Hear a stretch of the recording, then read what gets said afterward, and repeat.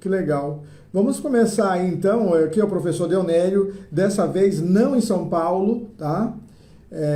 Não em São Paulo, eu estou agora em Salvador, Bahia. Vão dizendo aí para mim onde é que vocês estão. Urupês, Tocantins, a Bebel, nossa querida Bebel, Ilha de Itaparica, Bahia, aqui pertinho. Estive lá o ano passado, não para capacitar conselheiros, na verdade fui visitar alguns amigos. Acabei não conhecendo o conselho tutelar lá da Ilha de Itaparica. Aninha de Águas da Prata, muito bom, Aninha, aqui estamos. Boa noite para todos. E eu já vou pedindo aí aqueles que são meus seguidores que também possam seguir aí a Rondileia Santos e aqueles que se agradarem também do ECA Capacita. Eu tenho 2 perfis, mas o que eu trato mais sobre a questão de direitos humanos de crianças e adolescentes é o ECA Capacita. Tem também o outro perfil que é o Deonério. Agora este eu parei um pouco de falar de direitos humanos de crianças e adolescentes, estou falando de desenvolvimento pessoal, porque também trabalho com essa questão de palestras e aulas e também algum tipo de interação, treinamento de desenvolvimento pessoal, graças a Deus. Rondileia, boa noite. Deixa eu ver se eu levanto um pouco mais esse meu celular aqui, porque agora que você Só chegou... um pedacinho da cabeça, né? Isso. Vamos ver aqui. Desculpa aí, gente, eu tenho que acertar Beleza. aqui. Aí, agora eu acho que eu achei o enquadramento ideal. Tudo bem, Rondileia? Tudo bem, Deonério? Boa noite. Espero que todos estejam ouvindo bem direitinho, porque nós estamos falando aqui do interior de Pernambuco. Qual é a cidade que você está nesse momento, mulher? Eu estou em Cupira, que é bem pertinho de Caruaru. Inclusive, estou chegando de Caruaru. Eu vim correndo. Corre que eu tenho uma live para participar. Olha aí, Sucupira, você falou? Cupira. Ah, É. Cupira. Que Cupira, no nem interior sei de desse Pernambuco. nome, né? Nem sei de Sucupira esse nome, né? Mas É, Cupira. é que eu entendi mesmo assim, então já quis emendar, né? Mas o fato é que estamos Tá, aqui. Graças a mas Deus. tá bom. Muito obrigado, Rodileia. Muito obrigado mesmo. Já faz um tempo que eu quero fazer live com algumas pessoas e eu mesmo é que não me determinei, não é? Graças a Deus, alguns ainda têm aquela empatia comigo, como foi a Beth Franca, como foi a Maduca, o Lauro, a Bebel, entendeu?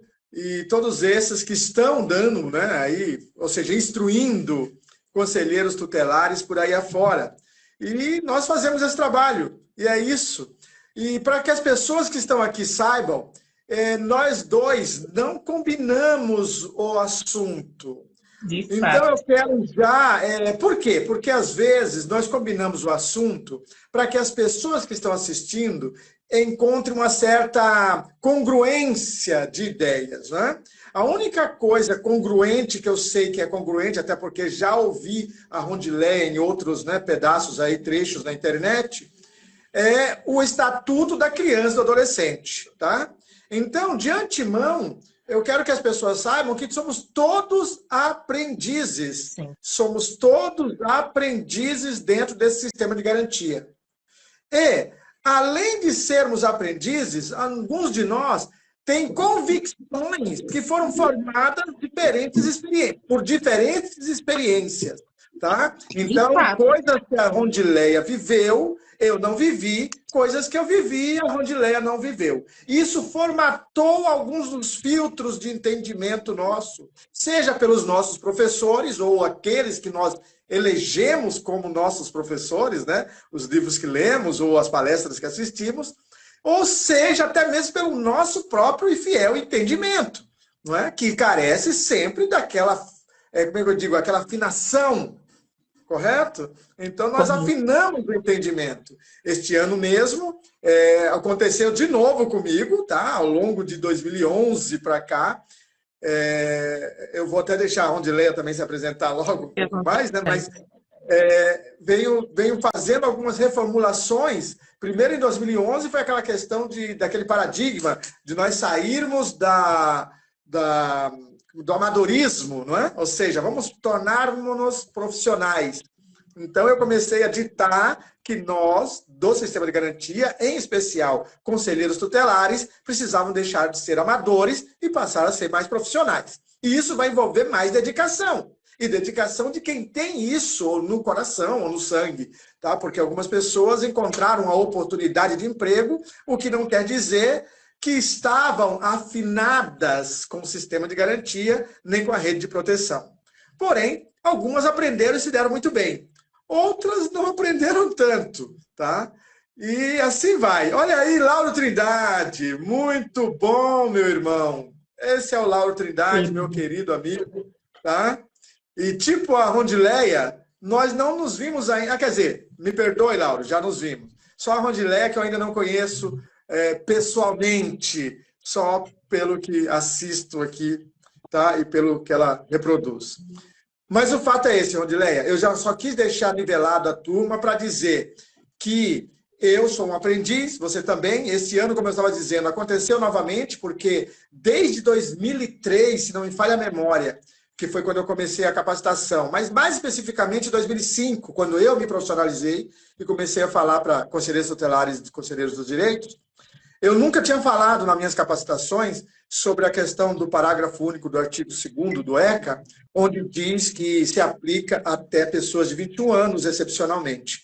E a única coisa que eu falo é que aquele caso, que era o que eu já vi, era aqueles casos em que a pessoa acabou recebendo, por exemplo, uma medida socioeducativa do juiz, tá? Porém, ela não foi achada, ela não foi encontrada. E isso aconteceu lá anos atrás, quando depois ela aparece lá na cidade com seus 19, 20 anos, e aí ela acaba tendo que cumprir. Só que aí o que eu aprendi esse ano, né? Ouvindo a Maduca, não é que eu ouvi, a Maduca escreveu lá, ela deve ter visto isto em algum lugar e escreveu, e quando eu fui levantar o assunto, eu achei excelente da pesquisa que eu fiz dentro do STF, do STJ e do STF. Adorei o aprendizado. Então, quer dizer, em 2024, eu, Deonério, professor desde 2003 do Estatuto da Criança e do Adolescente, eu ainda aprendo. E olha que o STJ se manifestou em 2004, dizendo que também é possível que a medida prescreva. Senão, a medida vai ser mais forte para os adolescentes do que para os adultos, porque para os adultos, maior de 18 anos, prescreve depois de um tempo. E quando eu aprendi isso, eu falei, Deus do céu, que maravilha poder continuar aprendendo. Que maravilha que é. Mas, Ondileia, por favor, existe um público aqui muitos já lhe conhecem, alguns me conhecem. Apresente-se então agora, fale um pouco de você. É isto, vamos lá. Eu vou me apresentar, mas já vou mandando um cheiro aqui para o Benício, lá da cidade de Ibirajuba, conselheiro tutelar. Francisco Marques, meu companheiro de trabalho e de vida, que está aqui conosco, né? Com quem eu não caminho sem estar ao lado dele, tá? Grande nome na área dos direitos humanos. Hoje responsável, né? Também pelo Conselho Regional de Psicologia da região Caruaru, região 2. Aqui está a Morgana de Caruaru. Nossa, gente, vocês estão aqui, sejam bem-vindos. Aninha, conselheira tutelar, um cheiro, meu amor. Deixa eu dar mandar cheiro aqui para o povo. Sejam bem-vindos. Né? Recebi também aqui uma boa noite do Daniel, que já foi motorista do Conselho Tutelar quando estive conselheira tutelar, e ele hoje está trabalhando e morando lá em Panelas, que é Pernambuco também. Muito prazer estar aqui com você, tá? Muito obrigada, Lauro. Um cheiro grande. Obrigada, Morgana. Nós estamos aqui por vocês. E aqui tem Venturosa. Tem o Conselho Tutelar de Venturosa, que é o conselho que é do meu coração, que tem um colegiado todo lindo, todo azul, que tem todo o meu carinho e meu respeito. Obrigada por estar aqui conosco, Deonério. Muito obrigada pelo convite. Está sendo um prazer. De fato, nós nos conhecemos à distância. Ela colocou aqui seu babão mesmo. Então, nós somos, né? É muito recíproco. Eu quero agradecer o convite. É sempre um prazer. Eu descobri que eu tenho hiperfoco em conselho tutelar, minha gente. Pasmem. Sou mãe atípica, né? Mãe de uma jovem linda, autista. Sou pessoa com TDAH. tenho algumas situações, né, de acompanhamento. E tem hiperfoco no conselho, eu posso estar em qualquer lugar, né? Isso já tem o quê? 12 anos que eu sou direcionada a isso. Então, tudo que eu vou fazer, eu volto sempre para o estatuto, para o conselho, para o órgão que foi criado a partir da Lei Federal 8.069 de 90. Sou extremamente apaixonada por este órgão, que me representa até demais. E é por isso que eu tenho tanto interesse de atuar no fortalecimento dos conselhos, pois, não bastando estar nesse fortalecimento, contribuindo, né, com o bem-estar da infância e adolescência, ou das infâncias e adolescências, porque não são só uma, né, cada uma é uma, nós estamos fortalecendo os conselheiros tutelares, que têm sofrido muito, muito com abusos de autoridade, com a falta de entendimento de suas atribuições, né, no meio em que atuam. Então, eu sou Rondileia Santos, minha gente, eu sou lá do Belém do Pará, lá do Tucuruí, tá? Mas eu moro aqui em Pernambuco há muitos anos, eu cheguei aqui na adolescência.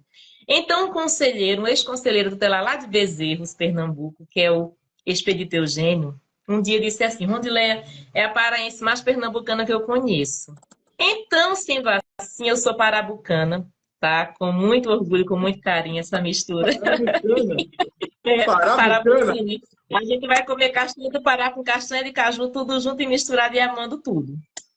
E aí, minha gente, eu tenho 42 anos, fui conselheira tutelar por 2 mandatos consecutivos, sou assistente social, sou especialista em direito da criança e do adolescente, especialista em psicologia jurídica e avaliação psicológica, instrumentalidade do serviço social e educação especial inclusiva, pois atuo na Secretaria de Educação aqui do meu município como assistente social, mais direcionada aos atendimentos educacionais especializados no Centro de Atendimento Educacional.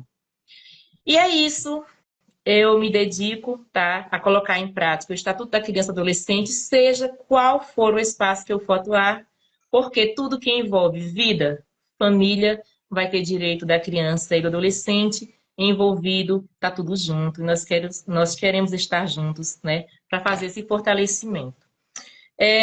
Eu quero frisar, tá, que me sinto seguidora, mantenedora daquilo que aprendi com o mestre Silvino Neto, que pretendo continuar seguindo em memória, né? Quero homenageá-lo neste momento em memória, né? Nós nos consideramos aquilo que alguém pode dizer discípulos, porque ele nos ensinou muito, nos ensinou principalmente a respeitar a historicidade e a vivência de cada um que adentra essa esfera, Deonério, esse espaço de representatividade, porque é muito bom se sentir representado. Para quem nunca atuou como conselheiro, conselheira tutelar, talvez não vai entender o que eu estou falando agora, mas para quem já atuou, está atuando, sabe bem como é difícil quando, após o processo de escolha, assume, né, a função de conselheiro e conselheira tutelar, e as coisas começam a acontecer, as demandas começam a acontecer. Nem sempre... Naturalmente, nem sempre o colegiado tem formação continuada, nem sempre a formação continuada ela é coerente com o que diz a legislação em vigência, e em muitos casos, em muitos lugares, há práticas, infelizmente, de se promover algumas formações com o intuito de dizer o que é que os conselheiros tutelares terão que fazer, segundo o que eles acham que tem que ser, né? No início do meu caminhar no conselho, eu passei por isso, né? E tive que descobrir literalmente as duras penas, né? Depois de vivenciar muitas situações, mas contar com representatividade. Oi, ela finalizou assim de repente, sem problemas. A gente volta.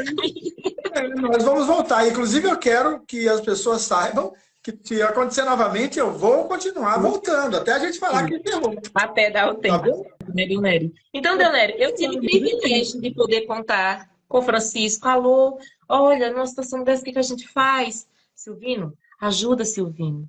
E ouvir direcionamentos. Tem a Liliane Maria também, que hoje é a profissional responsável. responsável pelo CIP lá no Maranhão, e a gente trocava essas figuras, sabe? Olha, tem uma situação, vamos conversar. É por isso que eu sou tão admiradora de conselheiros tutelares que estão na ativa hoje, né? Estão na função, como Bebel, por exemplo. Bebel, no primeiro mandato, já chega arrasando logo com tudo, fazendo aí vários e vários eventos e lives e acontecimentos e demonstrando conhecimento extraordinário. Eu fico assim, de queixo caído. E eu digo assim, nossa, eu queria ter sido nosso time. Hoje a gente não tem mais essa dificuldade toda de dizer assim, eu estou sozinho, embora nós tenhamos um colegiado. Gente, nem sempre o colegiado se entende. Isso é uma realidade. Deveria se entender sempre? Sim, deveria. Mas isso nem sempre acontece. Geralmente acontece de um ou dois buscar a informação e trazer para o colegiado discutir. Então, se essa informação que vai ser apresentada ou como resposta de uma resolutiva for coerente, claro que vai ser muito melhor. Então, hoje nós nos colocamos à disposição também, né, dos colegiados, dos conselheiros tutelares, da própria rede de proteção, para trocarmos informações, dividirmos conhecimentos. E eu adorei quando você já começou dizendo, Deonério, que nós aprendemos sempre. E eu costumo muito pensar que, como o conhecimento não ocupa espaço, nós vamos estar o tempo todo buscando, né? Exatamente, eu gostei, é isso aí. Como disse alguém aqui antes de cair a live, né? Um baita currículo de poder. Parabéns, viu? Sei também que você é uma mulher ativa, ou seja, dentro dessa área de mulher negra, você também tem essa atividade toda, né, de se representar e de se fazer presente. Parabéns, parabéns mesmo. Nós precisamos, Valério. É encorajamento, é encorajamento. Sobrevivência, vivência. Eu preciso, né? Além de ser mulher preta, os meus filhos são pretos, a minha netinha nasceu pretinha, com muito orgulho, e nós precisamos fortalecer as nossas vivências para acolher as demandas dos nossos irmãos que sofrem tantos preconceitos e ainda não se percebem. E nós estamos, inclusive, nos ensinando, aprendendo junto a nos reconhecer, né? Como pessoas. Muito bom. Muito bom, muito bom. Eu acho que eu passei muitos anos sem me reconhecer. Sim. Mas o fato é que, graças ao bom Deus, depois de alguns eventos, eu considero o ano de sei lá, uma primeira iluminada, assim, lá no final da... Boa noite, Rita. Nós vamos perseverar aqui. Não sei por que cargas d'água. O Instagram está fazendo com que caia o vídeo, não é? Todas as horas aqui, é a segunda vez já. Vamos tentar novamente, não tem problema nenhum. Caso, sei lá, aconteça de novo, até porque está acontecendo e eu não sei dizer o porquê. Simplesmente não sei dizer o porquê. Tudo bem? Já. Agora você consegue, você está aqui, né? Falaram aqui, apareceu para mim escrito assim, Rondileia não pôde participar. Eu falei, como não pode? Caiu ela é convidada. Né? Eu não sei direito. Estou tentando arrumar aqui novamente essa minha tela. Mas, veja só. Nesse segundo momento que caiu, eu estava pensando aqui, né? É verdade, né? Mês passado, em julho, 30 de julho, eu lancei o livro de desenvolvimento pessoal, que é Perseverança e Rumo Certo. E algumas coisas acontecem, né? Hoje mesmo, Rondileia, você não sabe, mas eu tive que sair para poder atender a familiar aqui. E eu falei, meu Deus, eu só peço para chegar antes das 8h30. Estava todo mundo correndo. Porque eu cheguei bem antes, cheguei 8 horas. Né? Mas eu estava pensando que eu ia pegar um trânsito danado e eu falei, Jesus, por favor. E ele me ajudou. E eu falei assim, perseverança e rumo certo, é para mim mesmo. Ou seja, fui eu que escrevi, então a leitura serve para mim. Tá? É um livro que está à disposição também lá no Hotmart, igual aos outros livros também que eu ponho do ECA, né? Ou seja, os produtos, tanto do desenvolvimento pessoal quanto do sistema de garantia, eu ponho no Hotmart. A única diferença que tem são os sites onde eu os divulgo.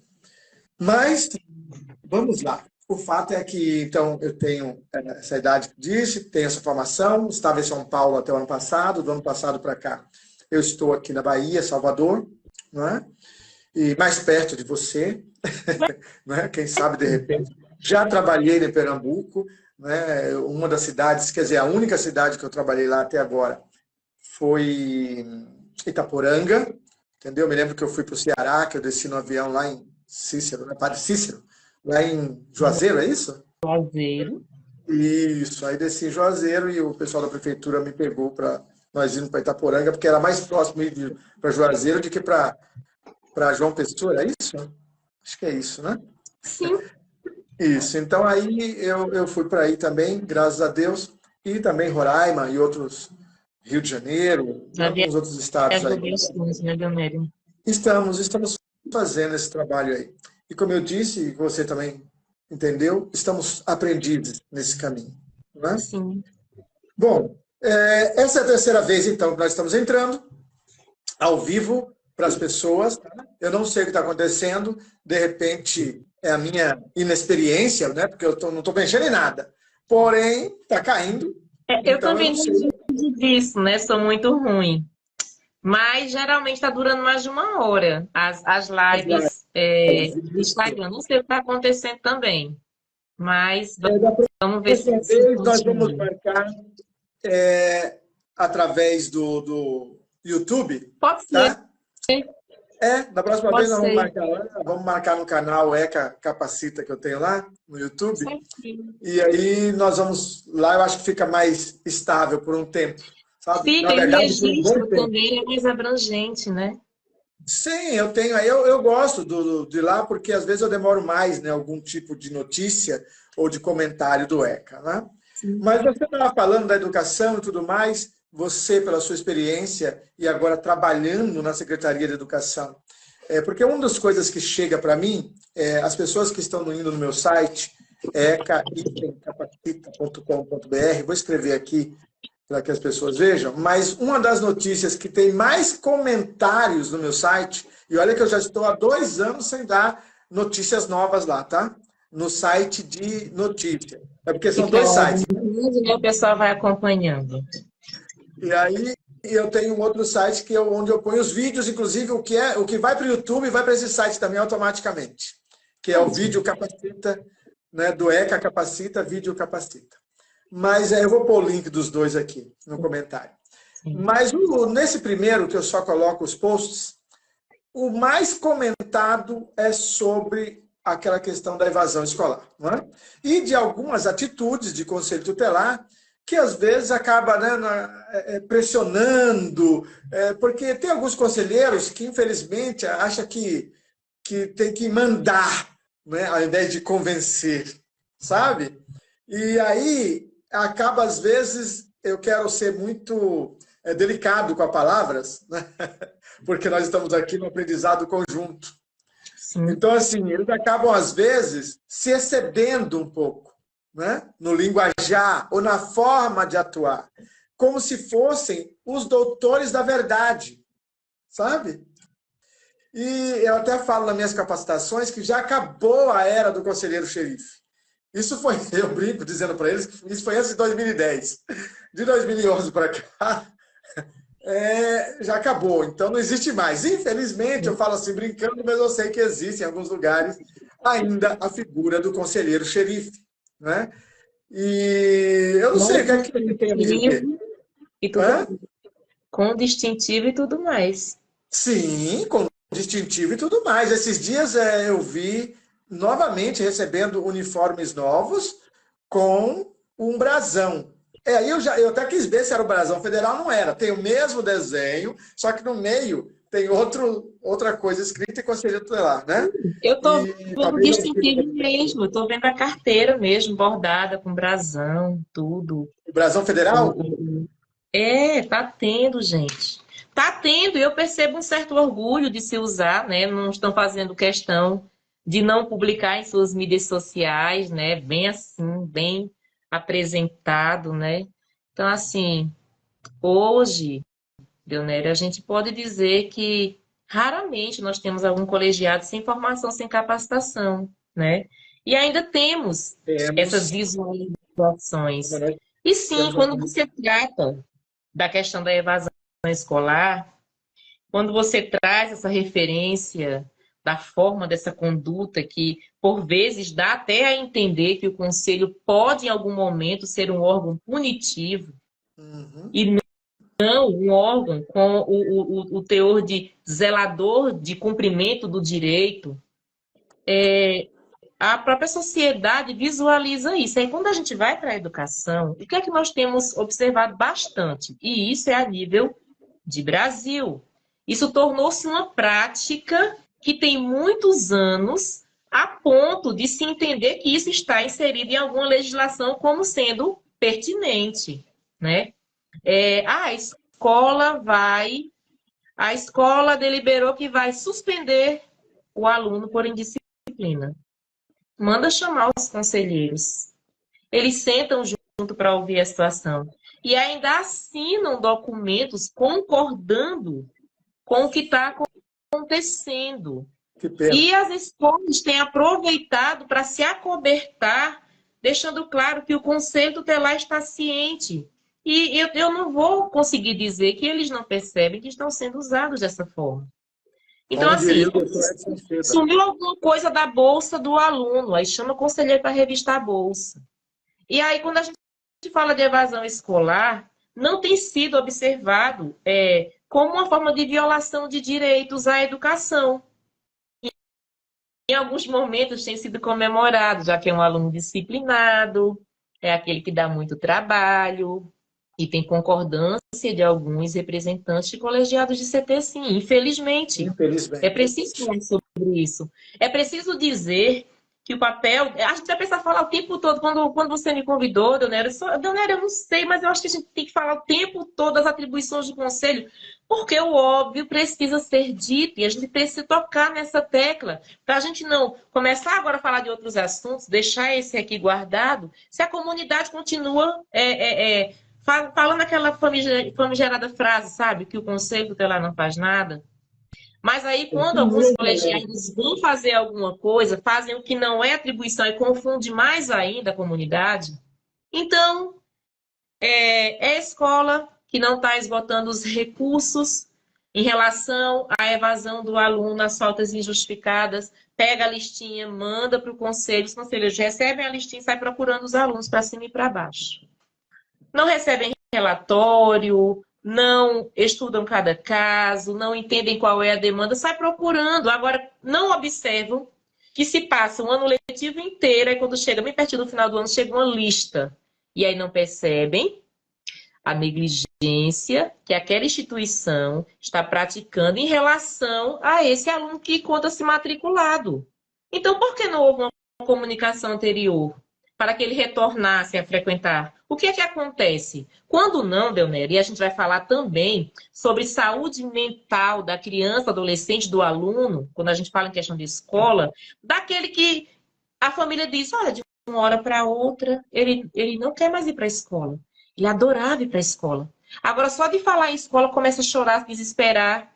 E aí, agora, alguém começa agora a trabalhar para obrigar aquele aluno a ir para a escola de todo jeito. E tenta-se de tudo. Inclusive, em tons de ameaça. Aí não se para perceber a questão da saúde mental, emocional, possível situação de violência praticada ou vivenciada no ambiente escolar, bullying, preconceito, racismo, abusos, que pode fazer com que a pessoa, só de pensar em retornar para o local da violência, já sinta os gatilhos, né, disparando e passe mal só de pensar de ir. Exato. Se sinta protegido em seu lar, não é, Delnério? Então, assim, a gente está precisando parar para analisar, nós sempre precisamos, mas parece que a nossa correria do dia a dia deixou tudo muito automático. É o quê? É um aluno em evasão? Ele tem que voltar e ponto. Ninguém quer saber qual é o motivo dele. E aí nós estamos deixando de ouvir a criança e o adolescente. O que ele sente? O que ele quer? O que ele precisa para se sentir bem naquele espaço? O que eu posso ofertar diferente do que tem hoje? né? Para que ele possa ir sem precisar de alguém que esteja praticamente obrigando. Isso está acontecendo demais. E sendo assim, não tem rendimento, viu? Eu É tenho, sem rendimento. Não eu tem tenho compensação. aqui, Andréia, uma das perguntas do meu site que, infelizmente, passou tanto tempo que eu falei assim, bom, eu não vou responder porque, né, já passou tanto tempo, não sei como é que a família já fez com o rapaz ou não, né? Mas deixa eu só ver se... Eu estava aqui com ele na tela. Ah, é, não, não é. Não sei. Mas o menino estava falando isso, o menino está fazendo tratamento porque ele estava depressivo. Ele não quer ir à escola de jeito nenhum. Só de falar da escola, você falou isso aí, me lembrou dele. Ele 16 anos, ele tem, em julho, julho ou agosto desse ano, a mensagem é de julho ou de agosto. E aí, ele não quer ir para a escola, não quer mesmo, né? É uma luta. A família acha que é melhor ele tratar em casa mesmo. E ele está tomando remédios para a depressão. Só que, como a escola avisou o Conselho Tutelar foi, não resolveu. Aí acabaram, acho que, falando aquelas palavras um pouco mais fortes lá com a família, que vão ter que responder, e que tem punição, e que tem. Vamos com Levaram, deram a notícia para o promotor. E o promotor, infelizmente, agravou mais ainda. Não, disse que a família tem que mandar mesmo e que é responsável do pai da mãe, se não vai ter multa, pode também ficar preso de 1 a 3 meses, daquela coisa toda. E a gente realmente, em nenhum momento, pelo menos no relato do menino, tá? Eu não sei se deram ouvidos ao menino. E agora querem que ele volte, e ele já disse que ele não vai voltar. Ele não pode, ele quer pelo menos os 3 meses que o médico disse para poder tomar o remédio. Ele É o quer pelo direito menos dele. ficar aí. Então, quer dizer, ele está pedindo socorro. Só Sim, que e ele nós está sofrendo, Deonélio, uma revitimização.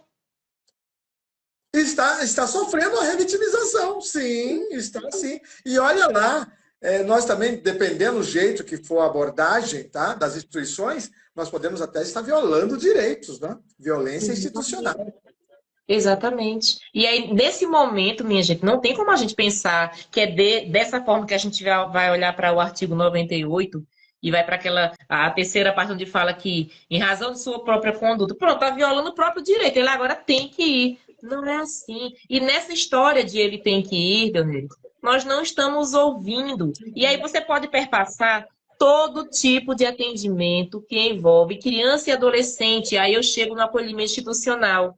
Quando alguém se junta com outras autoridades, e aí esse alguém também é autoridade, que o Conselho Tutelar é autoridade, aí se junta com outras autoridades que decidem pelo acolhimento, né, entendendo como a melhor forma de proteção, mas não perguntam à criança ou adolescente se ela quer, não explicam para onde ela está indo, com quem que ela está indo, quanto tempo possivelmente ela poderá ficar lá, se ela retorna ou não. Só faz, eu vou falar bem, de uma forma bem dura, sabe? Pega, leva, deixa lá, ponto. Resolvido. Ufa, esse caso está resolvido. Eu costumo falar de higienização social. Higienização social.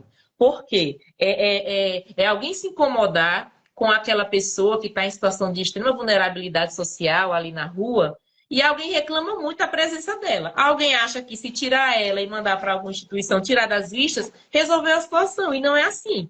E dessa mesma forma está se atuando desse jeito. Tem uma família em situação de mendicância em um determinado local de feira. Tem criança junto. Alguém se acha no direito de chegar lá e dizer, olha, a senhora que é adulta pode pedir esmola, mas com a criança não pode. Então, se a senhora não for embora com a criança, a gente vai ter que levar a criança. Por vezes, se pega essa senhora, que a maioria são mulheres, coloca essa mulher com as crianças no carro, viaja para a cidade onde ela falou que mora, chega lá, deixa ela lá e volta. E ufa, trabalho feito. E aí eu sempre pergunto, a situação de extrema pobreza e vulnerabilidade que possivelmente ela está vivenciando cessou ou ela só mudou de lugar? Comunicaram à rede de onde ela mora? Procuraram saber se tem creche, escola para as crianças dela que estavam aqui na sua cidade em situação de mendicância? Entenderam se ela tem? Ah, mas ela tem Bolsa Família, ela pede por que que é isso? A gente ouve muito. Eu acho essa frase muito violenta e muito acusadora.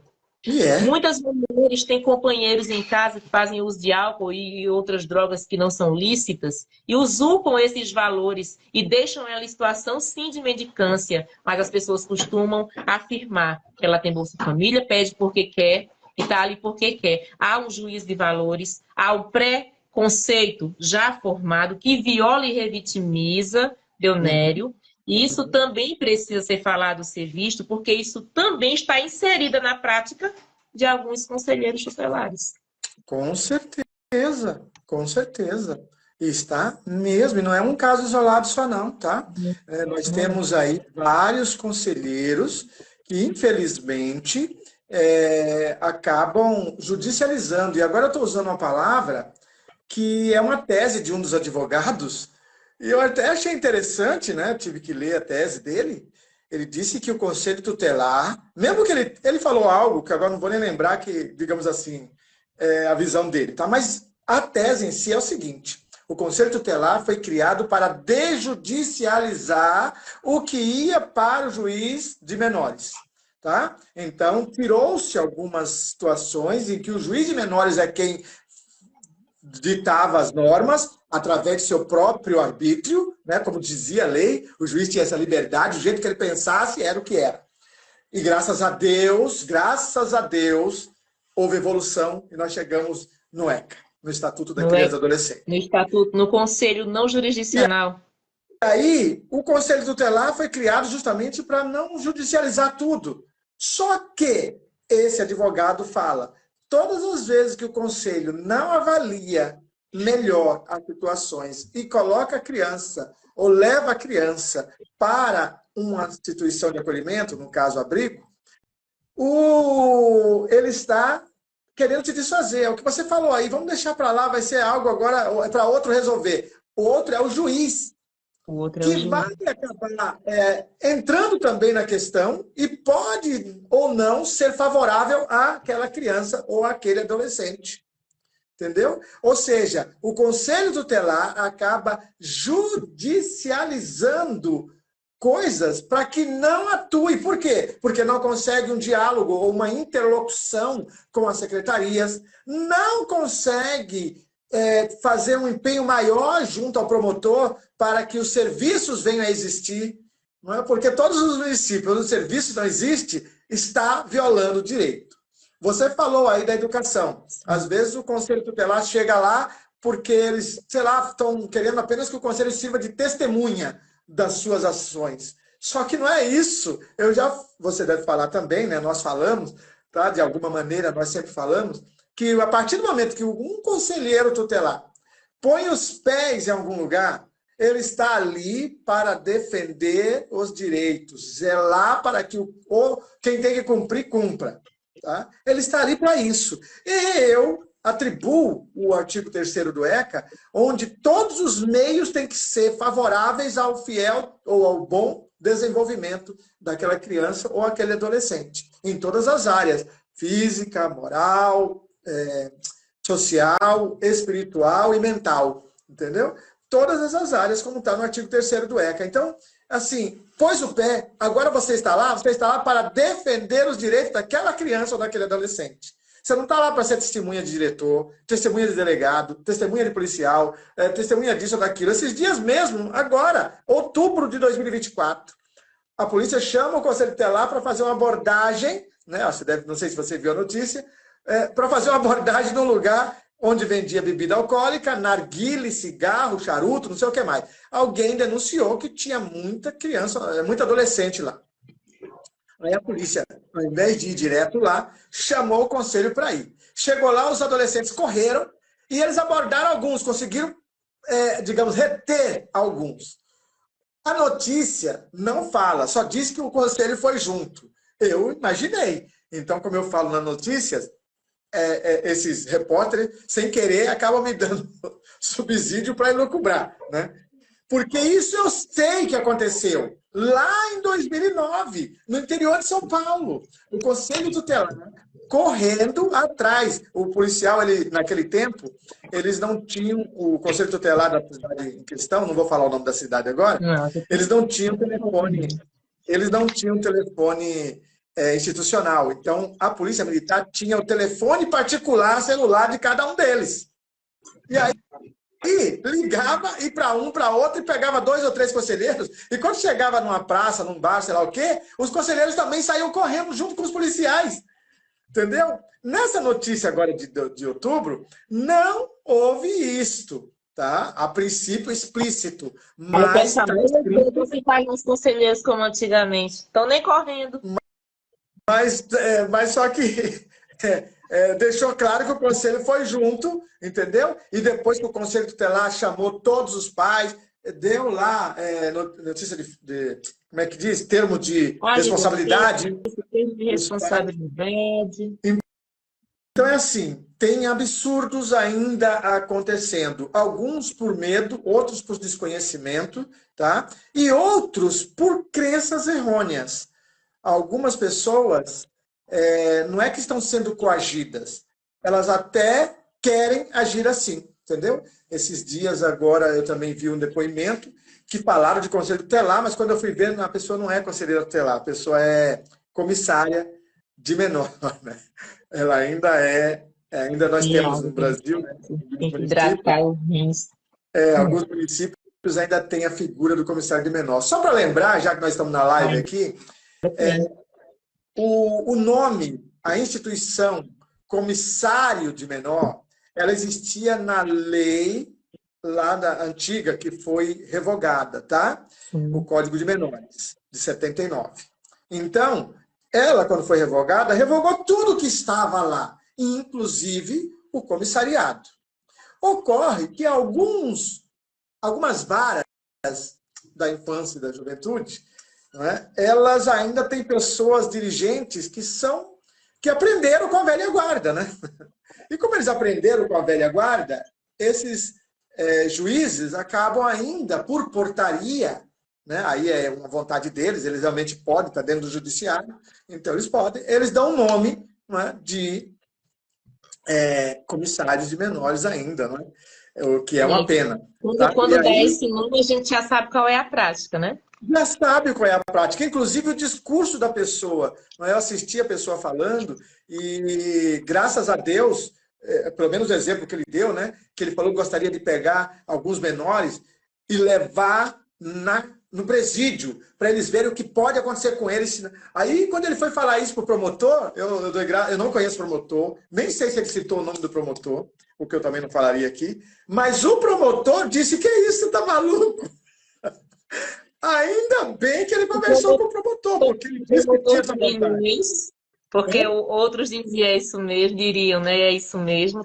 Existem os promotores de milhões, viu? Que ainda são muito coerentes, né? Nós ainda temos o privilégio de encontrar, mas nós ainda também ouvimos muitos relatos de representantes do Ministério Público em vários dos estados do Brasil, que são da mesma forma em sua prática desse juiz aí mencionado. Promotores que entendem, que ordenam aos conselhos tutelares, aos conselheiros.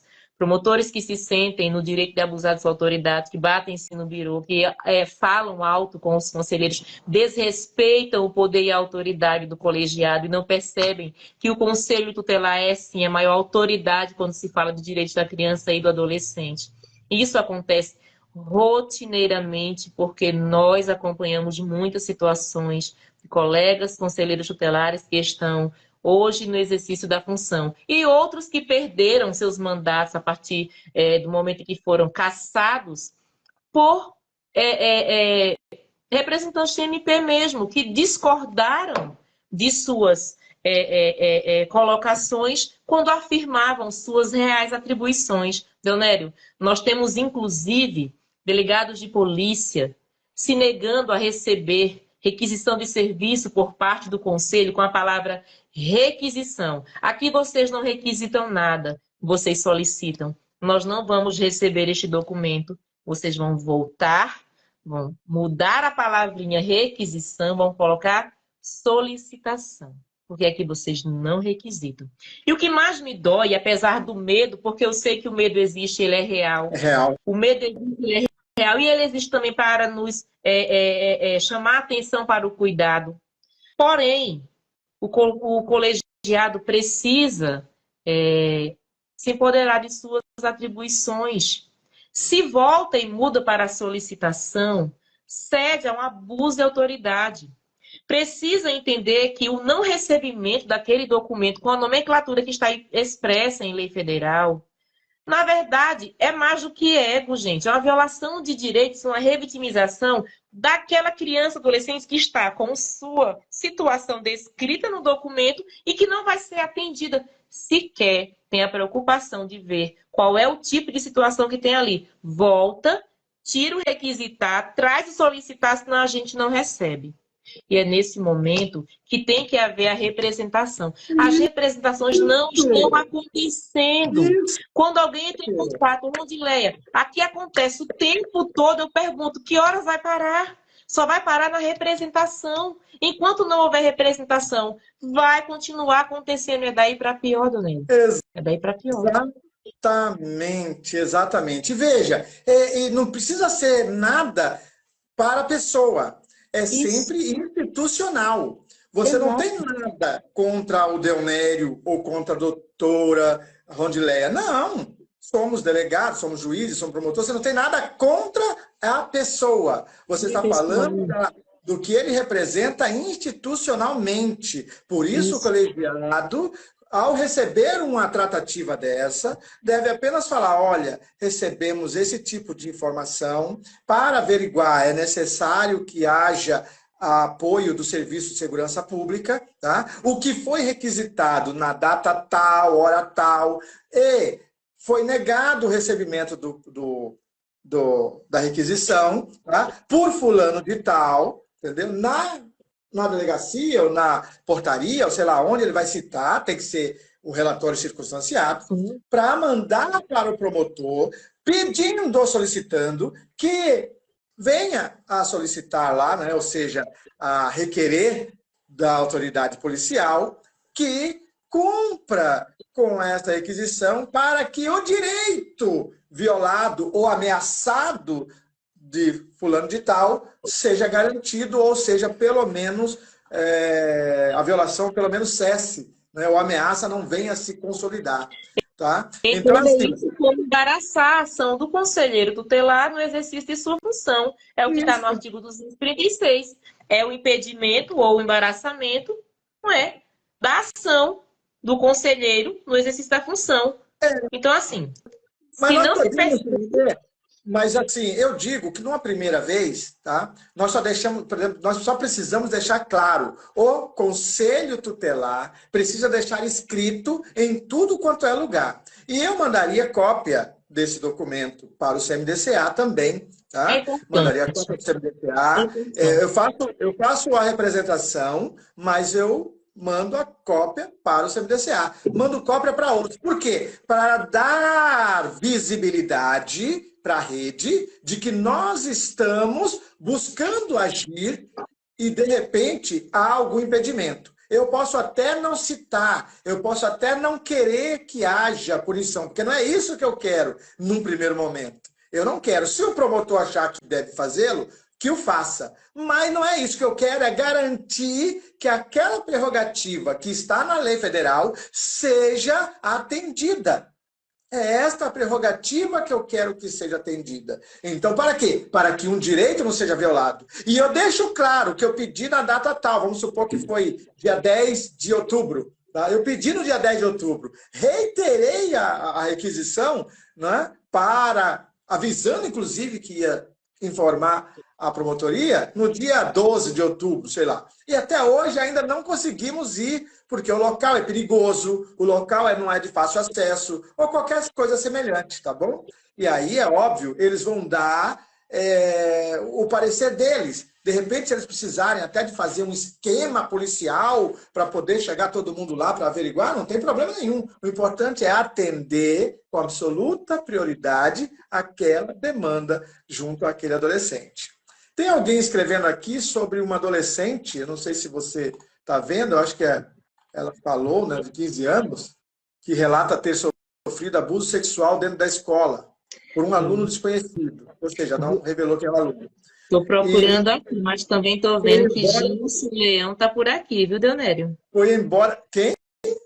Gilson Leão, lá da cidade de Glória do Goitá, ex-presidente do Conselho Municipal dos Direitos da Criança e Adolescente, um dos maiores captadores de recursos do Brasil inteiro. Que Esse é o delícia! gigante. Mas eu Esse é o comecei grande Gilson Leão. de Boa noite, 2003. amigo. Seja Estou bem-vindo. vendo aqui Inclusive, agora. Guilherme, eu sugiro depois uma live sobre o Conselho Municipal dos Direitos que você acabou de citar e que, por Sim. vezes, se acha o ordenador ou aquele que vai ditar o que é que o conselheiro tutelar faz e que, inclusive, tem julgado se há procedência ou não para que seja cassado o mandato de conselheiro e dado o aval. E que, inclusive, em alguns lugares, tem determinado que se suspenda por até 6 meses o pagamento da remuneração dos conselheiros. Então, eu sugiro que, em algum momento, a gente fale sobre o Conselho Municipal dos Direitos e esclareça o papel do órgão que delibera sobre a política pública e que não ordena aos conselheiros tutelares, porque o Conselho é um órgão autônomo, permanente e não jurisdicional. Não recebe ordens de terceiros. Eu achei bem Olha interessante. só que interessante. Esse é um dos assuntos que nós vamos ter que trabalhar melhor, Andilé. Nós vamos ter que trabalhar Desse jeito. alguma coisa do nosso Pois entendimento é. aí. Né? E nós vamos ter que. Esse é Captação uma de das coisas. recursos, olha, já observa o Gilson por aqui, viu? Eu também. Muita experiência. Gilson Amaral, não é isso? É isso. Gilson Leão, é ele mesmo. É o Gilson Leão aqui do CMDCA de Glória de Goitá, não é isso? Esse homem é gigante. Eu estou vendo aqui e já vou, então. Vamos ver. Eu vou fazer uma live com ele. Vamos ver se a gente faz aqui no Instagram ou pelo YouTube, tá bom? Perfeito. Já que você deu essa referência. Eu iniciei falando sobre Fundo dos Direitos da Criança e do Adolescente, tá? Eu fui capacitado no CONANDA em 2002 Maravilha. pelo Maurício Vian, que era lá de Porto Alegre, né? O Maurício Vian, quando eu assisti ele pela primeira vez, eu era gerente de orçamento, né? Lá no Condeca. Não, na verdade, quando eu conheci o Maurício Bian pela primeira vez, eu ainda era auditor. Na verdade, eu tinha passado para ser técnico, né, do Palácio do Governo lá no São Paulo, e eu fui trabalhar no Condeca, Chique, como auditor ainda. E pessoal, estou aqui na live com o Deonério, hein? Vocês olham aí. E aí, depois que em 2002, é que eu passei a ser gerente de orçamento e fundo, e o presidente do Condeca, na época, o doutor Fabiano Marques, ele acabou falando se eu queria mesmo e me mandou lá para o Conanda, em Brasília. Aí eu fiz aquela capacitação de novo. De novo, não. Dessa vez, sim. Da primeira vez eu só ouvi. No Conanda eu fui realmente capacitado pelo Maurício Viana e comecei a falar de fundo e depois trabalhando Conselho dos Direitos e Fundo até 2005 e também captação de recursos. Por isso que eu gostei de você falar aí do Gilson Leão, né? Nós tínhamos essas campanhas de captação de recursos. Em 2007, nós tivemos um evento que teve êxito, né? E eu conto isso como, sei lá, algo muito satisfatório para mim. Porque eu trabalhei junto com o município para nós fazermos aquele evento, entendeu? E naquele evento, algumas pessoas despertaram e quiseram, né? Alguns fazendeiros da região quiseram também colaborar com o fundo da criança e do adolescente. Então, foi muito bom isso. Então, Gilson, vamos ver se eu anoto você aqui, Gilson Amaral 8, para depois, ou então você me marca, Gilson, por favor, para que nós possamos conversar, tá bom? E teremos uma live aí também. Mas falando da nossa amiga lá, teve esse abuso sexual, aí parece que ela foi embora da cidade, voltou e não quer mais frequentar a escola, pois o suposto abusador foi atrás dela. Né? E isso tudo acontece geralmente porque as pessoas envolvidas talvez não fizeram aí uma requisição à autoridade policial, né, para que houvesse alguma medida protetiva. Tá? O afastamento do agressor do local de moradia, de convivência com a vítima. No caso aqui, ele é um aluno da escola também, né? Então, é algo que vai ter que ser feito, provavelmente envolvendo a educação, as famílias, para que não haja essa proximidade, podendo haver até à mudança de escola, tá? Sim, Esse é um caso de onde escola, de fato. nós podemos mudar. Tanto a menina pode mudar da escola que está, como ele também, tá? E a educação vai ter que garantir o direito à educação dele e dela. Isso sem contar que ele, provavelmente um adolescente, não sei nem se tem a consciência ou não, tá? Porque infelizmente eu estou trabalhando aí como é que eu faço um projeto. Muitos adolescentes que eu conheço não têm nem consciência que é um crime algumas situações que nós vivenciamos quando estávamos na escola, entendeu? Coisa Já que é simples. impune por ato fracional, Deonério, é bom observar que tipo de atendimento foi esse. Para que tenha acontecido um abuso, ele continue no mesmo lugar que a vítima, sem esse olhar. Então, assim, é um caso a ser estudado pela rede de proteção de onde está esse adolescente. É preciso observar. Sim, a Andréia aqui que deu o recado, eu não sei se ela está atuando como conselheira tutelar, mas pode conversar de bom trato. Agora veja, é bom trato tanto com a vítima, como bom trato também com outro adolescente que está tendo aí essa acusação de abuso, tá? Por quê? Conselho tutelar não é investigador de Não, polícia. não, não, não. E aí, De forma alguma. e- No caso desse, o Conselho aplicaria medida protetiva para adolescente que sinaliza ter sofrido um abuso. E enquanto o outro adolescente precisa entender qual é a demanda dele diante da própria rede. Isso envolve, inclusive, segurança pública, notícia de fato.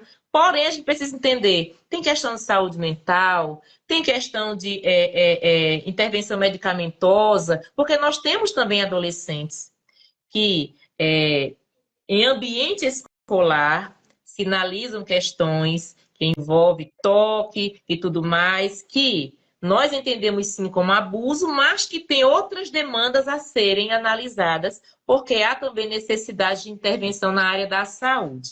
Nós não sabemos de fato qual que é a situação, mas é importante que nesse caso aí a rede se sente numa mesa redonda para estudar esse caso.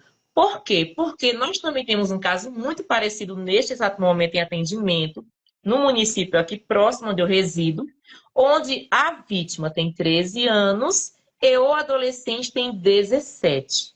Então, ele não sinaliza questões de saúde mental, nem de drogadição, ele praticou o abuso e estão somente observando que são dois adolescentes e, assim, diante da legislação, há sim uma intervenção diferente para os dois. Uma tem medida protetiva no momento, o outro não.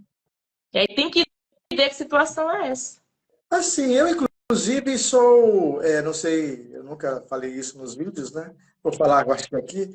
Eu sou, digamos que, adepto a alguns juízes que acabaram vendo nessa paixão adolescente, tá? Porque é paixão, em alguns lugares é paixão, inclusive com o consentimento da família e tudo mais, né? E famílias que, Sim. inclusive, relataram, tá aqui o noticiário, né? Famílias que relataram não entender porque isso é crime, entendeu? É porque realmente o legislador, quando quis fazer essa questão de maiores, ou seja, menores de 14 anos, tá? Para o abuso e a violação sexual, nós não sabemos qual era o entendimento e a intenção, né, dos legisladores, tá? Porque não houve um meio termo, tá? É abuso, é violação, estupro e pronto, né? Estupro de vulnerável. A gente ainda Porém, tem, Leonério, muito, em muitas cidades, questões como as que eu percebi quando eu cheguei aqui em Pernambuco. Quando eu cheguei em Pernambuco, eu ia fazer 12 anos de idade. E a minha mãe chegou a acolher muitas meninas aqui na minha casa. Que meninas eram essas? Colegas minhas de escola, que perdiam a virgindade e os pais não queriam mais. Eles expulsavam de casa. Não serve mais, aqui não entra mais, não é mais minha filha. E minha mãe acolhia até aquele rebuliço, feito ela fala, passar, e eles aceitassem de volta. Elas passavam 2, 3 dias, uma semana aqui com a gente, comia, dormia. Nesse tempo não se falava em conselho tutelar, a gente não sinalizava, não se falava, embora o Estatuto tenha 34 anos já, né, era tudo muito novo. Mas vamos lá. Mas tinha ainda as famílias que a menina podia ter 12, 10, 11. Qual era a prática? Vai assumir, Vou. Não importava a idade do outro. É 18, é 17, é 20, é 30, vai assumir voo. Pronto, vai morar com ele, você agora é a mulher dele. Ah, Exato. mas ele deu uma casa, né? Ele reparou o dano. Ele deu uma casa para ela. E isso era muito comum. E essa prática ainda persiste em muitos lugares. E sim, o que você falou é muito pertinente. Tem família que, de fato, não sabe que isso não é permitido. E Isso, para mas ela é um choque quando a gente explica. o que você falou das questões de honra, isso aí era do Código Penal antigo, né? Ou seja, foi reformulado, É né? perdão. Poucas coisas foram reformuladas, acho que o Código Penal precisa ser reformulado mais ainda, mas tudo bem, tá aí, tá valendo e é o que nós temos que obedecer. O fato é que as questões de honra era tratado dessa maneira, não é? E hoje em dia é que estão mudando, tá? Devido a algumas situações. Eu acho que alguns excessos acontecem até mesmo na formulação das leis, sabe? Agora, sempre que acontece isso no município, eu digo que é uma deficiência do CMDCA.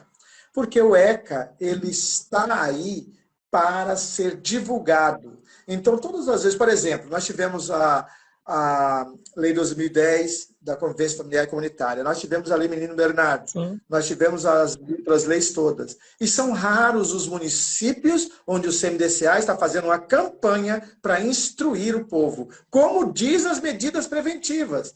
Porque tudo aquilo que está no artigo 70, do artigo 70 até o artigo 85 do ECA, são medidas preventivas. Aquilo lá é missão, é atribuição, é dever do CMDCA, além dos outros artigos que o ECA traz.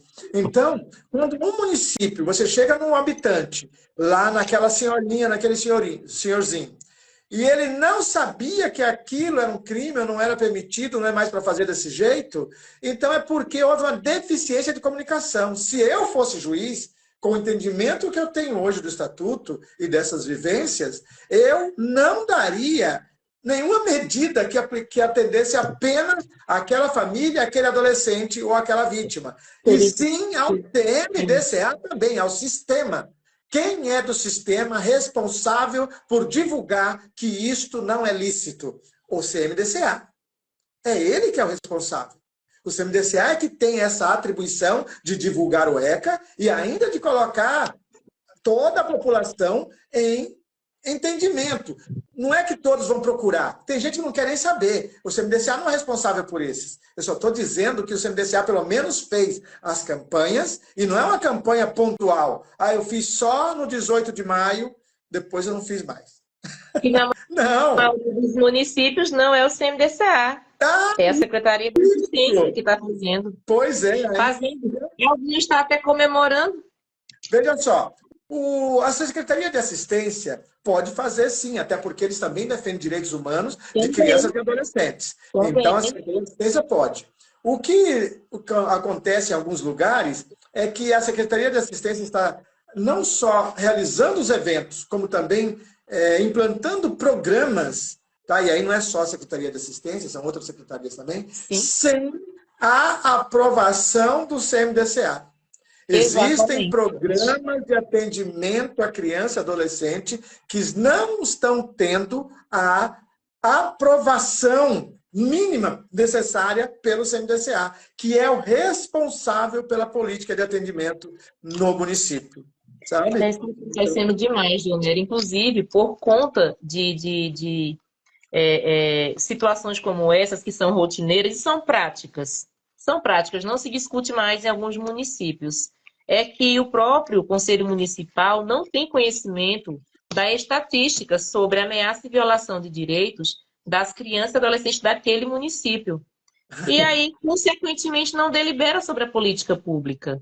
Consequentemente, não participa. Quando a gente fala que a Secretaria de Assistência também pode fazer, sim, pode, deve, até porque atende também a maioria das situações, atende em conjunto. Porém, observe que onde a Secretaria da Assistência faz as campanhas, realiza, o Conselho Municipal sequer participa junto. Não participa junto. Quem participa junto? Os conselheiros tutelares. desse jeito. E isso é um déficit que, infelizmente, contribui com a violência, com a ameaça dos direitos da criança e do adolescente. Não se repara, Deonério, por exemplo, eu costumo muito pensar nesse segmento, tá? Principalmente município de pequeno porte, acontece muito. Vê, faz a campanha 18 de maio, alguns técnicos dos serviços socioassistenciais vão até as escolas, fazem palestras, fazem, né, programações, geralmente com alunos. E aí tem o dia D. No dia D, eles vão lá para o centro da cidade, aí faz uma grande movimentação, às vezes uma caminhada, ou então uma palestra mais abrangente. Tem uns que colocam palanque, chama a atenção do pessoal. Tá. Eu pergunto, sempre que eu vejo isso em algum município, é no centro da cidade onde acontece a maioria das violações de direitos contra crianças, ou é lá na periferia? Ah, na periferia, porque a campanha não chegou lá. Porque a campanha não chegou lá. Porque o órgão que delibera sequer entende que a maior situação, a quantidade de violação de direitos acontece mais naquele bairro de difícil acesso, sem saneamento, onde tem poucos serviços públicos. Então, acontece no centro, registra as imagens, fica tudo muito bonito, muito obrigada, tá? Mas a campanha não surte o efeito que deveria. Infelizmente, acontece dessa forma uma vez por ano e ainda tem o que eu recebi esse ano de um print de uma conselheira tutelar aqui do Nordeste, não foi de Pernambuco, mas mandou para mim, Rondileia, olha isso. Era um print de um representante de uma das secretarias da sua cidade dizendo, por favor, não façam essas campanhas, porque fica chovendo de casos, vocês sabem que a gente não tem tempo para atender tudo isso.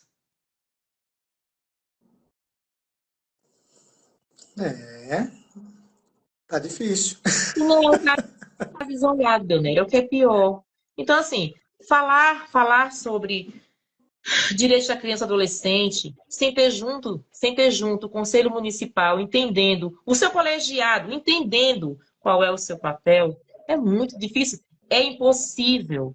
Veja só, eu espero que quando vocês tratarem do Conselho Municipal, lembrem de falar, de tocar nesse ponto, que em algumas cidades, quem faz parte do colegiado do Conselho Municipal não quer fazer parte. E a escolha se dá desse jeito. Você, não, eu mesmo não. Você vai, eu não quero não, por favor, não quero não. A pessoa vai. Quando vai ter uma reunião, não comparece. Quando alguém pergunta, você faz parte do Conselho Municipal? A pessoa diz, não sei, me colocaram aí num negócio, não sei nem o que era, mas me colocaram, botaram meu nome. A pessoa não sabe para quê. Não sabe para que existe. E aí, Deonério, a gente vai precisar falar sobre isso sim.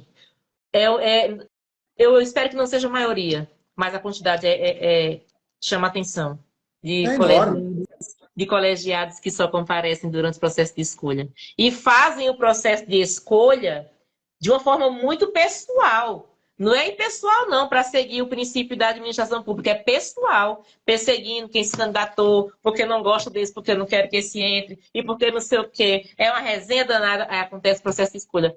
Pronto. Tem locais que o CMDCA só se reuniu, ou só foi mesmo indicado pessoas para o CMDCA, para o Conselho dos Direitos da Criança e do Adolescente, por ocasião do processo de escolha. Simplesmente porque o promotor disse, isso aqui é dever do CMDCA, como está na lei, né? O artigo 139 do ECA. E vai chegar no outro processo sem ter uma troca, viu? Sociedade civil, governo, vai chegar até lá, sem ninguém vai falar sobre isso.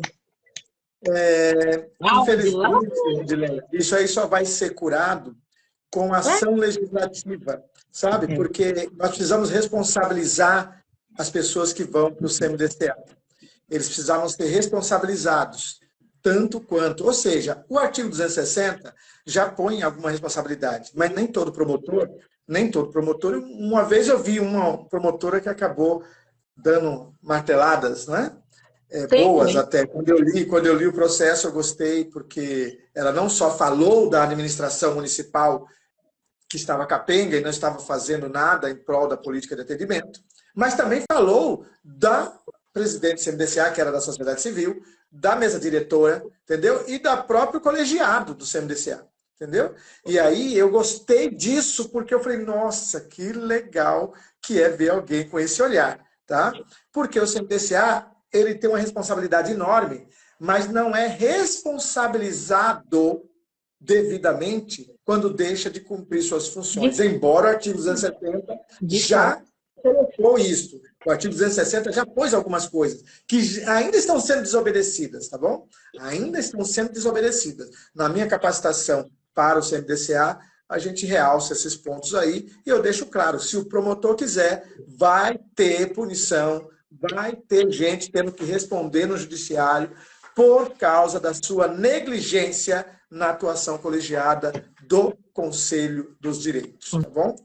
Mas é necessário que o legislador federal, eu não sei, um dia isso vai acontecer, eu acredito que vá, estipule melhor essa responsabilidade desses, porque no Brasil afora, Rondileia, tem gente que nem sabe por que mesmo foi colocado no CMDCA, ou no Conselho Estadual dos Direitos, tá? Talvez até no CONANDA, tá bom? Talvez até no CONANDA. A gente vê um ou outro se pronunciando e a gente vê que são pessoas que têm uma expertise. Eu estou falando dos membros governamentais. Sim. Eu estou falando de membros governamentais desses conselhos, tá? E aí, o que é que acontece? Eles são indicados. Eu vi uma conselheira do Conselho Estadual da Pessoa com Deficiência ser exonerada só porque da secretaria onde ela trabalhava, só porque ela acompanhou o parecer que foi dado pela comissão dentro do conselho, entendeu? Que foi favorável aos interesses da sociedade civil e que eram os interesses legítimos. Era aquilo que eles realmente precisavam. Eu estou falando de outro conselho, não é da criança e adolescente. Eu só estou dizendo que a mesma pessoa que quis punição para aquela ali, também mandava no Conselho Estadual no que diz respeito aos conselheiros governamentais.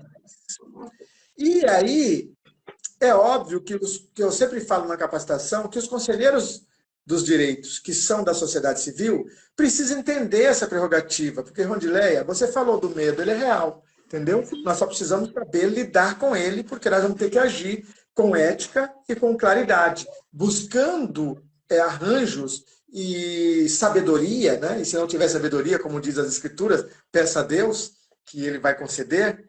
É só um pouquinho de meditação e oração que a gente vai alcançar. Mas sabedoria, estratégia, para podermos atingir os fins que nós estamos precisando, sem se vender e sem se deixar passar. Nós só precisamos atuar de modo realista. Então, assim, nós vamos entender que aquela pessoa que está lá tem família para cuidar, não é? Ela Sim. tem também que dar de comer, dar de vestir e tudo mais para os seus familiares. Só que, às vezes, eles se sentem meio amarrados, porque tem projetos ou situações que já vêm, olha, eu quero que isso passe, tá? Então, eu estou dizendo para você por experiência, tá? Assim, eu quero que isso aqui passe, e não aquilo que o pessoal da sociedade civil quer. Tá bom? Então, E era aí, para ser desse jeito, né, Dionério? A gente termina passando por cima do princípio que o melhor interesse é o da criança. E é por isso que nós estamos aqui, né? Essa live, ela funciona como formação, minha gente. É uma forma de chegar na casa de vocês, mesmo à distância, e discutirmos sobre a importância, né, desse sistema de garantia de direitos e de falar de legalidade, da legalidade. Dionério, hoje eu estou como a representante pelo Fórum Nacional de Conselheiros Tutelares, né, a nível de Pernambuco. Eu sou a titular e a escolha se deu há pouco tempo, né? E nós estamos com a proposta do fortalecimento, né, dos conselhos por meio da formação continuada, de forma legal, estruturada, que de fato leve o conhecimento e trabalhe o empoderamento dos conselheiros tutelares. E falando sobre empoderamento, Dionério, uma vez uma pessoa interrompeu e disse assim, mas essa palavrinha, empoderamento, tá muito na moda agora, né? e esperei ela terminar e concluir que empoderamento nada mais é do que o poder associado ao conhecimento. Não vai adiantar saber o que fazer se não tiver empoderamento suficiente para colocar em prática. Então, muitas situações têm acontecido, mesmo com tanta capacitação, tanta formação continuada, tanto material bom à disposição, que esclarece as atribuições do Conselho Tutelar, o papel da rede, né, de proteção do seu município. Se na hora de colocar em prática, o colegiado começa, são 5, né? Eu não assino. Ah, eu também não assino. Ah, só vai ter 2 assinaturas, então o documento não vai. E nessa hora se deixa de ver que o melhor interesse é o da criança, adolescente. Eu costumo sempre deixar claro, gente, não é você, conselheiro, quem está assinando, é o conselho tutelar que está aplicando uma medida protetiva, que está requisitando um serviço, que está fazendo encaminhamento. Não é você a pessoa. Aprenda a responder, não fui eu. É o papel do conselho. Porque não existe essa coisa desligada em que o conselheiro faz assim e o conselho tutelar faz assim. E, por fim, eu sempre assevero que não é o conselho tutelar quem tem desviado de suas funções em algumas situações ou deixado de fazer o que deveria. São conselheiros. Então, para que haja conselho tutelar de fato, que coloque em prática aquilo que está apresentado no Estatuto da Criança e Adolescente, nós precisamos de formação continuada e empoderamento. Exatamente, exatamente. Gostei. É formação continuada mesmo. Se nós iniciamos a live, antes de todos os cortes e quedas que teve no Instagram, E ela ficou falando agora, que, falando que somos eternos aprendizes, isso faz parte do empoderamento. O querer está atualizado. O querer está atualizado. E isso serve para todos nós. E eu vou pedir permissão para você por algo que eu acabei reformulando em 2024, mas por causa da Lei Henri Borel, que me deu total consciência depois de alguns debates. Eu falava até o ano passado de medidas protetivas, não é? Quando eu falava do Conselho Tutelar. E de janeiro para cá, eu venho me policiando, e agora eu acredito que eu estou, tanto que agora no meu ouvido, sempre que fala, eu fico, né? Medida de proteção? Por causa do meu treinamento de ouvir e de repetir. Todas as vezes que eu falava esse ano, nas capacitações, eu me beliscava e falava para a turma assim, ai, me perdoe, gente, me perdoe. Porque eu sei muito bem, eu já sabia antes, só que eu não tinha essa profundidade com a Lei Henri Borel, das medidas protetivas, né? Então eu fico diferenciando sempre medidas de proteção e medidas protetivas, porque realmente o Conselho Tutelar não vai aplicar as medidas protetivas, que são muito bem estabelecidas, tá? No Código Penal, na Lei Maria da Penha, na Lei Henri Borel, fortaleceu mais ainda. E aí, então, com isso eu estou me vigiando apenas nesse tipo de palavra, tá? E já deu, né? 1h30 quase. Quer dizer, com as quedas e vinda, né? Quase 1h30. Eu ficaria até mais, mas ainda bem que eu olhei o horário para nós não deixarmos os nossos familiares também sem a nossa presença. Tem ali perguntando, mamãe quer hambúrguer? Quero não. É bom comer alguma coisa para nós também, né? Nos sustentarmos. Agora, vamos lá. Espero uma hora dessas que nós possamos realizar algum desses seminários aí e possamos estar presentes para nos conhecermos pessoalmente, podemos trocar ideias, tá bom? Tem coisas que, como eu já disse, estão afinadas, outras coisas nós vamos afinando de aprazão. Não se preocupe, eu sou um daqueles que, uma vez convencido, eu estou mudando mesmo, né? Todas as vezes que alguém me diz algo que eu acho que é novo ou que está mudando o meu paradigma, eu vou atrás, leio, releio, debato, e aí depois que a coisa está introjetada, eu falo realmente, e aí eu até peço desculpa para alguns, né? É o que eu falei já para algumas pessoas sobre a questão que eu falei aqui, que aprendi com a Maduca, sobre a medida socioeducativa também prescrever, tá? Porque eu não via isso, graças a Deus agora eu vejo, e eu ainda achei, isso eu achei justo dentro do judiciário, esse entendimento superior dos tribunais. Então, sei lá, eu sou grato a você por ter aceitado estar aqui. Acho que nós temos muito mais coisas para conversar. Espero que nós possamos estruturar algum assunto específico e depois nós pudermos tratá-los novamente, tá? Fica a ideia de falar sobre o Conselho dos Direitos com o Gilmar, né? É isso? Você falou? Gilson. Com o Gilson. Gilson. Isso. E aí eu peço que as pessoas também, alguns aqui que talvez me sigam, que possam seguir você aí no seu Instagram também, tá? Sejam bem-vindos. E vice-versa, aqueles que também acharem interessante alguma coisa lá no Instagram, ECA Capacita. Nós temos também no YouTube o ECA Capacita e no Facebook ECA Capacita também, tá? Então, certinho. é isso. Você pode aí falar aí as suas palavras aí, incentivando, empoderando essa turma que te segue, que te ouve hoje, tá? Para nós nos despedirmos aqui. Eu tô marcando aqui, gente, o meu Insta aqui nos comentários, tá bom? Sejam bem-vindos, aqueles que quiserem me seguir, aqueles que quiserem me aceitar também como seguidora, tá? Quero agradecer ao Deonério, tá? Pela live, pela oportunidade, pela troca de experiências, de saberes, de informações. Vou reforçar que conhecimento não ocupa espaço e todos os dias, sim, nós aprendemos aquilo que você traz com tanta novidade, nos instiga a dizer assim, nossa, também vou observar essas questões, isso é muito bom. E eu quero deixar aqui um abraço, tá? Para todos os conselheiros e conselheiras tutelares que chegarem a assistir essa live e aqueles que representam também dentro da sua atuação a rede de proteção do sistema de garantia de direitos do local em que vocês convivem, vocês vivem, que nós possamos chegar até vocês com a nossa militância, com o nosso respeito à infância e à adolescência, ao Estatuto da Criança e do Adolescente. Leonério, muito obrigada. Boa noite para você. Uma ótima noite. Deus abençoe você, sua família, e todos os seus entes queridos aí ao redor.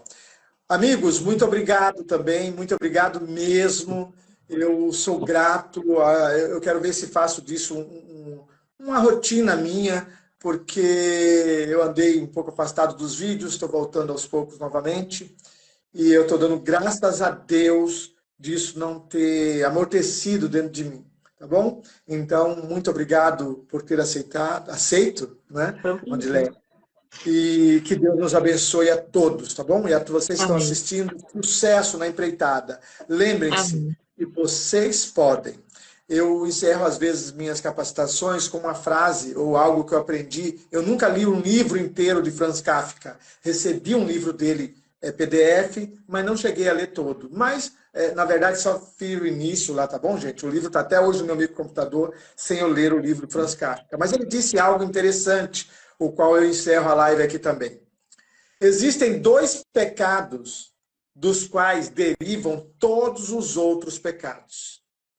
A impaciência e a preguiça.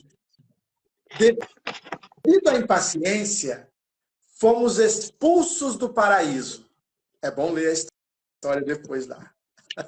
E devido à preguiça, não conseguiremos retornar a ele. Então, vamos espantar a preguiça e vamos ser mais pacientes. Acreditando mais na gente. Um beijo. Que Deus abençoe a todos. Eu vou fechar a live e espero que fique salva. Tá bom?